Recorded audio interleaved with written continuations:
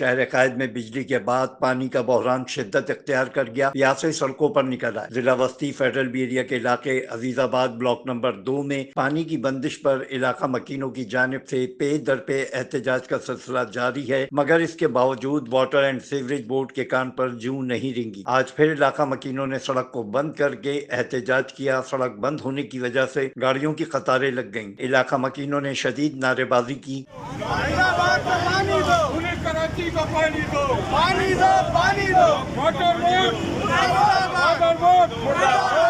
پانی سے ستائے شہریوں کا کہنا ہے کہ ہمارے علاقے کا پانی روک کر دوسرے علاقے کو دیا جا رہا ہے۔ 4 مہینے سے اوپر ہو گیا ہے، عزیز آباد بلاک 2 میں پانی نہیں ہے، ٹینکروں کے لیے پانی ہے، ہمارے نلوں کے لیے اندر پانی نہیں ہے۔ 2 منٹ پانی آتا تھا، 5 منٹ وہ بھی بند ہو چکا ہے۔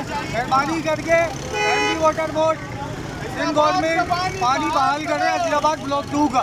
4 مہینے سے پانی بند ہے، ہم وہاں پانی دینے کا منع نہیں کرتے، لیکن آپ ایک علاقے کا بند کر کے ایک علاقے میں پانی دے رہے ہیں، یہ کون سی تک ہے؟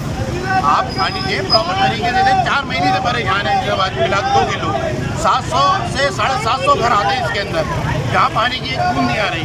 یہاں پر تقریباً 4 ماہ سے پانی کا بہت بڑا ایشو چل رہا ہے، ایک قطرہ بھی پانی کا نہیں آ رہا۔ اسٹوڈنٹس ہیں سارے، ان کے پیپرز چل رہے ہیں، آفس جانے والے لوگ یہ وہ شام میں آ کر ان کو یہی لگی رہتی ہے، پانی خریدنا پڑے گا، پرچیز کرنا پڑے گا، اور ہر کوئی جو ہے باہر سے پانی پرچیز کر رہا ہے 10,000 20,000 کا۔